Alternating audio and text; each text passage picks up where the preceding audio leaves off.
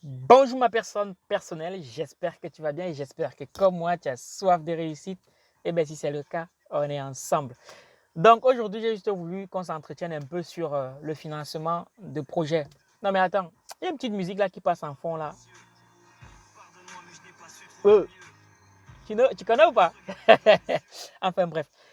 Alors, il y a quelques jours, j'ai reçu un message d'un membre de la communauté. Je préfère dire membre parce que j'aime pas trop les expressions abonné ou follower. Il me faisait comprendre, il me posait la question de savoir comment est-ce qu'il pourrait faire pour obtenir un prêt bancaire pour monter sa menuiserie, sachant qu'il avait déjà 1 million de francs CFA de côté et qu'il lui fallait 11 millions pour pouvoir mettre sur pied une menuiserie en bonne et due forme. Pour beaucoup d'entre nous, on a très souvent des problèmes de financement pour monter notre projet. Et très souvent, il y a 3 réflexes qui reviennent. Premièrement, c'est de demander l'aide d'un oncle ou d'une tante en Europe ou qui financièrement est assez aisé. Deuxièmement, c'est de penser aux prêts bancaires. Et troisièmement, très souvent, ce qu'on veut faire, c'est que on veut stocker de l'argent en banque, on stocke, on stocke, on stocke. Et une fois que cet argent sera suffisant, on utilise maintenant l'épargne pour investir dans le projet. C'est une façon de faire. Et moi, aujourd'hui, je vais t'inviter à voir une autre façon de faire pour trouver les financements et financer son projet.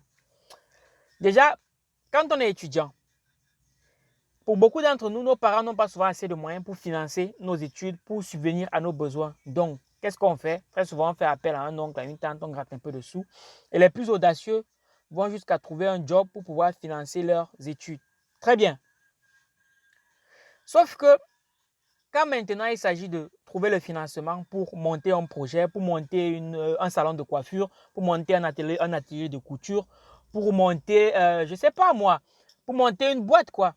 Très souvent, le réflexe encore, c'est le même. C'est soit demander à quelqu'un, soit demander un crédit, ou alors d'utiliser l'argent qu'on a stocké à la banque pendant 10, 15, 20 ans pour pouvoir injecter dans son projet. Ce que moi, je t'invite à faire, c'est, si aujourd'hui ton projet, c'est de monter une grosse structure, genre peut-être une menuiserie, et que tu n'as pas les financements, si tu as 10 000 francs, utilise ces 10 000 francs-là pour investir, je ne sais pas, même dans la vente de charbon, même dans la vente de cailloux, s'il le faut. Investis ces 10 000 francs dans un petit projet. Et une fois que ce petit projet-là aura produit suffisamment d'argent, tu pourras utiliser cet argent-là pour investir dans ton projet ultime. Donc, tu peux peut-être commencer par le charbon. Une fois que le charbon a produit assez d'argent, tu peux maintenant peut-être te lancer dans l'investissement de, je ne sais pas moi, de pierre, de gravier. Et au fur et à mesure, une fois que tu auras assez de ressources, tu pourras le mettre dans l'argent pour investir dans ta menuiserie. Je ne fais pas que te dire ça pour dire, parce que c'est ce que je fais.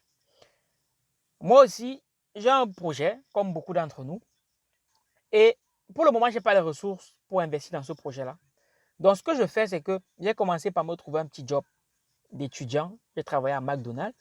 Et une fois que j'ai pu économiser assez d'argent, j'ai pris cet argent-là, je l'ai réinvesti dans un boulot d'auto-entrepreneuriat, histoire de me faire un peu la main. Donc, c'était un boulot qu'on appelle ici Uber Eats et chauffeur-livreur. Moi, j'ai pris l'argent que j'avais économisé pour m'acheter un scooter et démarrer cette activité-là. Ça m'a permis de me frotter un peu au monde entrepreneurial, d'être mon propre patron, de gérer mon propre emploi de temps. Ça m'a permis aussi de me frotter un peu à la comptabilité entrepreneuriale, quoi. Bref, j'ai pris la main. Après ça, quand j'ai eu assez d'argent, je me suis dit, bon, là, j'ai assez d'épargne pour pouvoir subvenir à mes besoins pendant 2 ou 3 mois.